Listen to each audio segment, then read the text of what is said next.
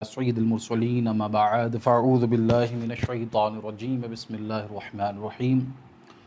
معزز باوقار حاضرین مجلس، السلام علیکم ورحمۃ اللہ وبرکاتہ۔ اللہ پاک کا کروڑ فضل و کرم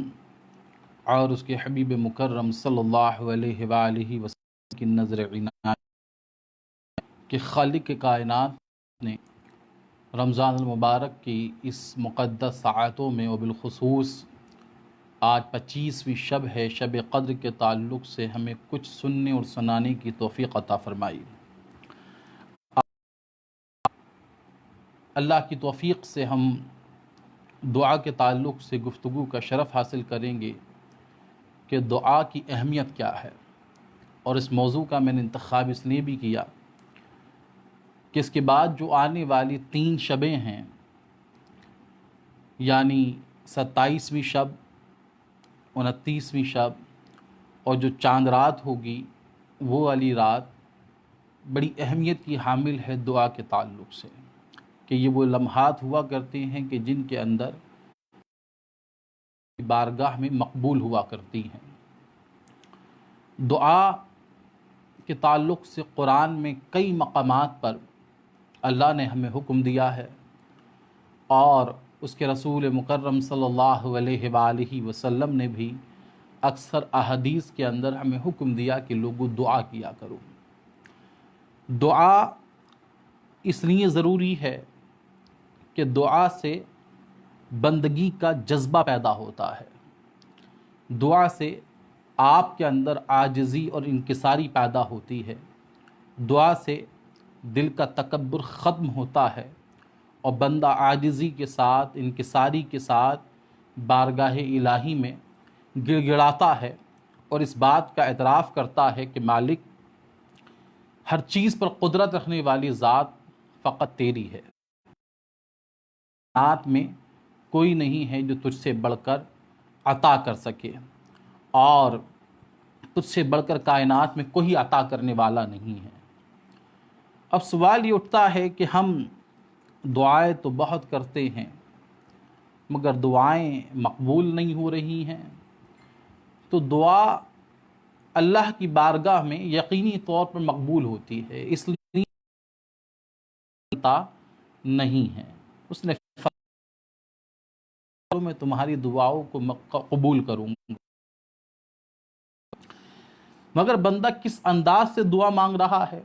دعا کے آداب کیا ہیں، دعا کس انداز سے مانگنی چاہیے، اس پر مجھے اور آپ کو غور کرنے کی ضرورت ہے۔ اور دعا مومن کا ہتھیار ہے، نبی پاک صلی اللہ علیہ وآلہ وسلم کی احادیث کا مفہوم بھی ہے، اور خوبی یہ ہے کہ دنیا میں ہم جس کسی سے مانگتے ہیں، اور دنیا دار کسی شخص کی بارگاہ میں اگر ہم جائیں اور اپنا دامن کو پھیلائیں تو ممکن ہے کہ ہمارے دامن میں شاید جو ہم طلب کرنا چاہ رہے ہیں وہ تو نہ ملے، مگر شاید ہمیں اس کے دوائی مل جائے، ہمیں وہاں سے شرمندہ ہو کر کے لوٹنا پڑے۔ مگر اللہ کی بارگاہ میں ہم کچھ طلب کرتے ہیں، اس کی بارگاہ سے کچھ مانگتے ہیں، تو وہ اتنا کریم ہے، وہ اتنا رحیم ہے کہ اس کی بارگاہ میں جب بندہ دعا کرتا ہے تو اس کی عزت ختم نہیں ہوتی ہے بلکہ بندے کی عزت میں اضافہ ہوتا ہے۔ اور دنیا میں آپ کا کوئی کتنا نہ ہو، جب آپ اس سے ایک بار کچھ طلب کرنے، پھر دوبارہ طلب کریں، تیسری مرتبہ کریں، تو ممکن ہے کہ آپ کا سگا دوست، آپ کا سگا بھائی، آپ کا سگا رشتہ دار ممکن ہے کہ وہ منہ موڑتا ہوا نظر آئے، وہ کہے کہ یار اس نے تو روز کا ڈرامہ بنا رکھا ہے، جب دیکھو منہ اٹھائے چلا آتا ہے، داروں سے مانگتا ہے تو اس کی عزت کم ہوتی ہے، مگر جب اس سے مانگتا ہے تو بندے کی عزت میں اضافہ ہوتا ہے۔ اسی لیے حضرت علی کرم اللہ وجہ الکریم کا قول ہے کہ لوگوں کو بیان نہ کیا کرو، اس لیے کہ وہ کچھ دے گا تو نہیں مگر تمہاری ذلت میں اضافہ ہو جائے گا، آپ کو وہ حقارت کی نظر سے دیکھنے لگے گا، آپ کو کہے گا، لوگوں سے کہتا پھرے گا کہ فلاں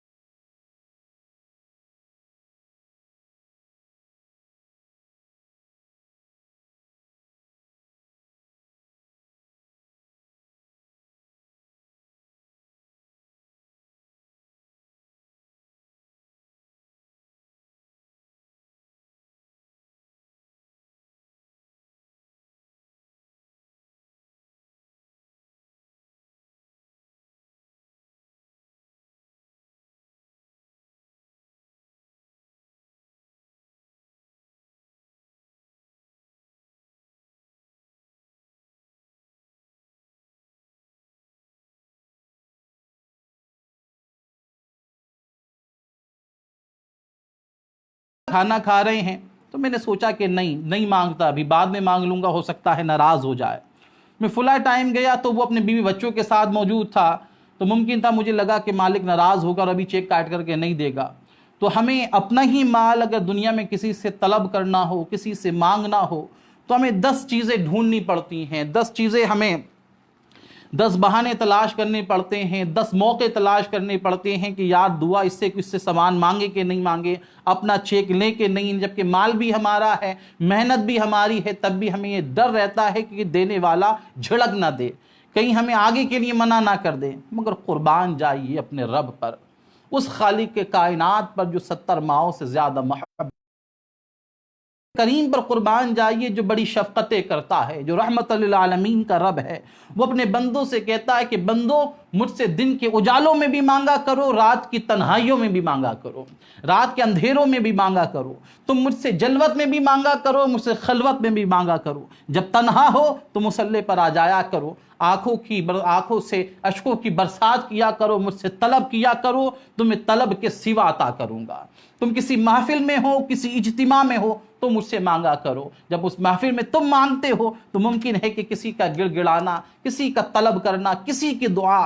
کا انداز مجھے پسند آ جائے اور اس بندے کے وسیلے سے میں ہو سکتا ہے تمہیں عطا کر دوں۔ تو ہمیں غور کرنے کی ضرورت ہے کہ جب ہم دنیا میں کسی کے پاس جاتے ہیں تو ذلت ملتی ہے، مگر میرا رب کہتا ہے کہ لوگوں دن کے اجالوں میں بھی مانگو، رات کی تنہائیوں میں بھی مانگو، لوگوں کے ساتھ محفل میں بھی مانگو، لوگوں کے ساتھ تنہائی میں بھی مانگو، تنہا مانگو، دیکھو میں کتنا عطا کرنے والا ہوں، میں کتنا کریم ہوں۔ مگر مسئلہ یہ ہے کہ ہم اس سے دعا نہیں کرتے،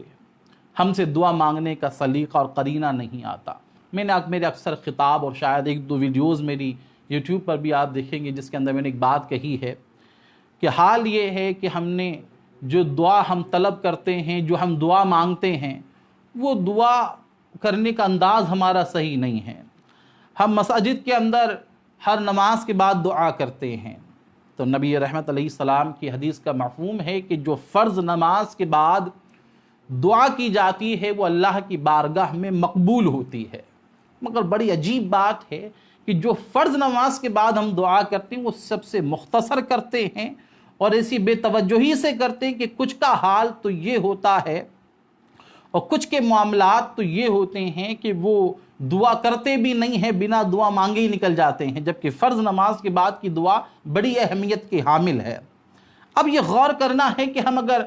فرض نمازوں کے بعد دعا کر بھی رہے ہیں تو حال یہ ہے کہ امام سے لے کر مقتدی تک دل کچھ کہہ رہا ہے، زبان کچھ اور کہہ رہی ہے، ہم انگلیاں چٹکا رہے ہیں بیٹھے ہوئے، کبھی ادھر دیکھ رہے ہیں کبھی ادھر دیکھ رہے ہیں، ربنا آتینا زبان پر جاری ہے، لبوں پر ربنا آتینا چل رہی ہے، مگر توجہ نہیں ہے۔ تو ذرا غور کیجئے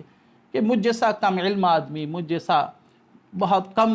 علم والا آدمی بھی اگر کہیں خطاب کرنے کے لیے جائے اور لوگ اس کی بات توجہ سے نہ سنیں تو مجھے بھی اچھا نہیں لگتا کہ یار جب خطاب سننا ہی نہیں تھا تو بلایا کیوں تھا؟ آپ کو میری بات سننی نہیں تھی، مجھ سے ڈھنگ سے بات کرنی نہیں تھی، توجہ ادھر تھی، بات آپ مجھ سے کر رہے تھے تو مجھے اچھا نہیں لگتا۔ تو وہ تو میرا رب ہے، وہ تو خالق کائنات ہے، وہ مالک کائنات ہے۔ اب اس کی بارگاہ میں دعا کریں تو اس یقین کے ساتھ، اس دل جمی کے ساتھ، اس یقین کے ساتھ کہ یقینی طور پر میرا رب دعا کو قبول کرنے والا ہے، اس انداز سے اس سے دعا کا ہمارا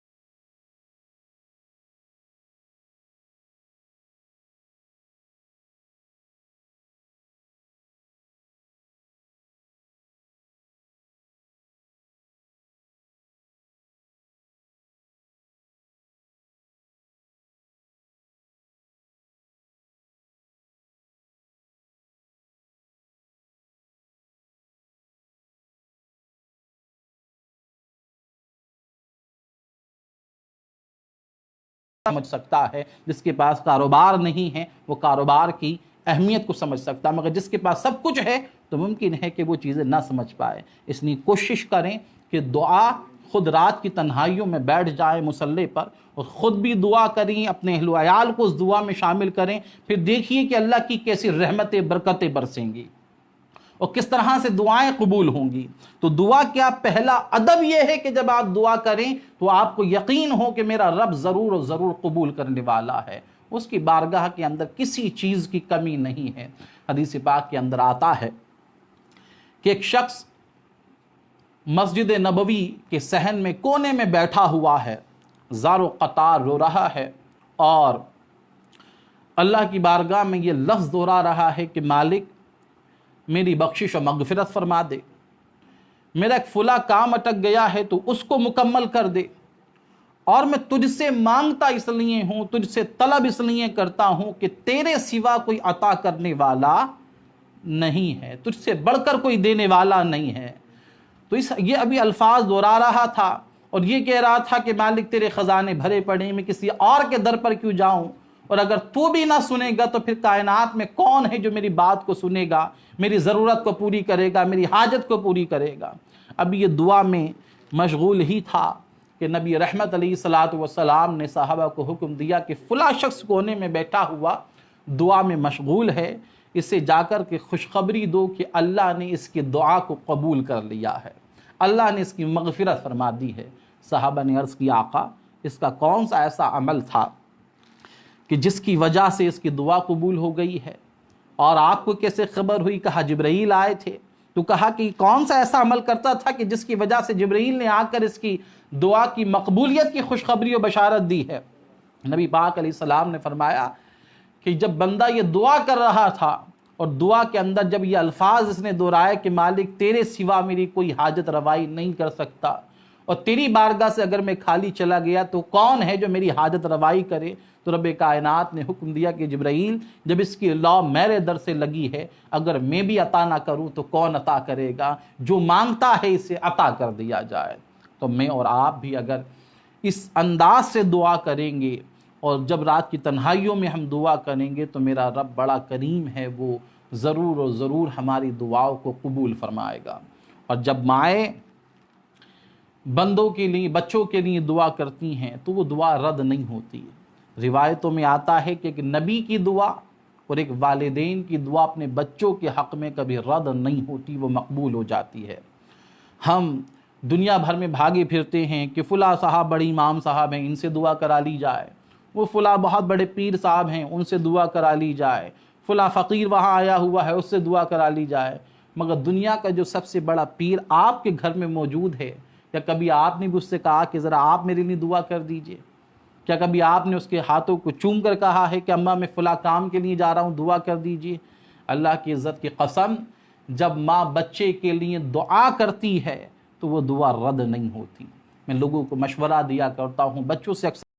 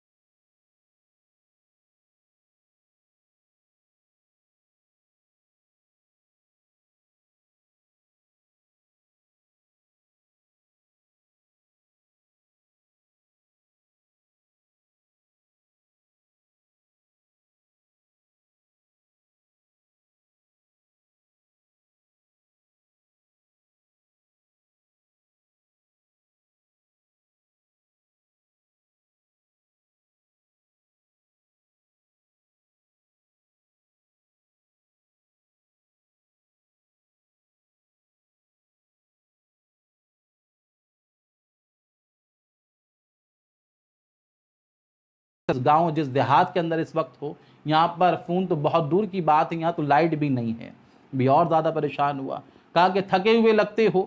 کچھ دیر آرام کر لو، کچھ کھانا کھانا چاہو، پینا چاہو تو میں دے سکتی ہوں۔ تو اسے بھوک بہت تیز لگی تھی، اس نے کہا ٹھیک ہے اماں کھانا لائیے۔ کھانا آ گیا، پانی پی لیا۔ اب اس نے دیکھا کہ ایک نوجوان جو ہے ایک چرپائی پر لیٹا ہوا ہے۔ انہوں نے پوچھا کہ یہ اماں یہ بتائیے کہ یہ جو جوان ہے یہ کیوں لیٹا ہوا ہے؟ کہا کہ اسے ایک بہت بڑی بیماری ہے ہڈیوں کی، جس کی وجہ سے یہ اٹھ بیٹھ نہیں سکتا۔ کہا تم اس کے لیے دعا کرنا۔ کہا کہ اماں دعا کروں گا۔ کہا کہ اچھا کیا پریشانی ہے؟ کہا کہ میں نے کئی ڈاکٹرز کو دکھایا مگر اس کا علاج سب نے منع کر دیا، مگر مجھے کسی نے یہ مشورہ دیا ہے کہ ایک احمد نام کا ڈاکٹر ہے جو اپنے شہر کا اور اپنے ملک کا بہت بڑا ڈاکٹر ہے اور بہت اچھے سے وہ علاج کر سکتا ہے، مگر میں روز اس کے لیے دعا کرتی ہوں کہ وہ ہمیں مل جائے، مگر ہمارے پاس نہ اتنا پیسہ ہے نہ ہمارے پاس ایسے اسباب ہیں جو اس تک پہنچ سکے، تو دعا کر کے احمد مل جائے۔ اس شخص کے آنکھوں میں آنسو آ گئے۔ اماں کہتا ہے کہ اماں جس احمد ڈاکٹر کی تجھے تلاش ہے وہ میں ہی ہوں، اور تجھے دعا کرتی ہے وہ دعا مجھے کھینچ کر یہاں لے آئی ہے۔ اور اس نے پورا واقعہ بتایا کہ میں فلاں جگہ جا رہا تھا، مجھے ایوارڈ ملنا تھا، ہم راستہ بھول گئے، تو ماں نے اس بوڑھی عورت نے کہا کہ بیٹا میں آج کی شب اتنی رو رو کر دعا کر رہی تھی کہ مالک مجھے بیٹے کی تکلیف نہیں دیکھی جاتی ہے، اس لیے تو اس کے ساتھ کوئی بہتری کا معاملہ فرما دے، اس ڈاکٹر تک پہنچا دے۔ کہا کہ اللہ نے ایسا اسباب آپ کے لیے بنائے ہیں کہ ڈاکٹر خود آپ کی دہلیز پر آ گیا ہے، اب میں اس کا علاج بھی کر دوں گا، اس کے جو معاملات ہیں جو اخراجات ہیں وہ بھی میں اٹھا لوں گا، آپ کو ٹینشن لینے کی ضرورت نہیں ہے۔ اس واقعے سے ہمیں یہ درس ملتا ہے کہ جب مائیں دعا کرتی ہیں تو جو مشکلیں ہیں وہ آسانیوں میں تبدیل ہو جاتی ہیں۔ کتنی ہی دقت ہو، کتنی ہی پریشانی ہو، آپ سوچتے ہیں کہ یہ فلاں کام ممکن نہیں ہے، یہ کیسے ہو سکتا ہے؟ کئی لوگ جب دعا کے لیے کہتے ہیں یا کرتے ہیں تو وہ آپس میں مذاق میں بھی کہتے ہیں یا تم اتنی بڑی دعا مانگ رہے ہو، یہ تو نہیں ہو سکتا کہ تم ایک دم اتنا رب پتی خراب پتی ہو جاؤ۔ نہیں، اللہ کی ذات پر آپ یقین رکھیے، وہ چاہے گا تو لمحے میں کچھ بھی ہو سکتا ہے، اور اس کی طاقت اور اس کی قدرت کا ہم احاطہ نہیں کر سکتے کہ وہ کتنی قدرت والا ہے اور وہ کتنی طاقت والا ہے، وہ کتنی عظمت والا ہے۔ جب اس سے دعائیں کی جاتی ہیں تو وہ ضرور سنتا ہے۔ اب معاملہ یہ ہے کہ ہم دعا کس انداز سے کریں کہ لوگوں کی دعا قبول نہیں ہوتی، تو دعا کے کچھ آداب ہیں اور ان آداب کا ہمیں جاننا ضروری ہے کہ جب دعا کریں تو جیسے میں نے پہلے عرض کیا کہ اس یقین کے ساتھ دعا کریں کہ اللہ ضرور و ضرور قبول کرنے والا ہے، اس کی طاقت سے اس کی قدرت سے کوئی چیز باہر نہیں ہے۔ جب آپ دعا کے لیے بیٹھیں تو کوشش کریں اور اس دل جمی کے ساتھ بیٹھیں، رات کی تنہائی میں بیٹھیں اور آنکھیں آپ کی اشکبار ہوں، عاجزی کے ساتھ انکساری کے ساتھ دعا کریں۔ جب دعا کریں تو ابتدا اللہ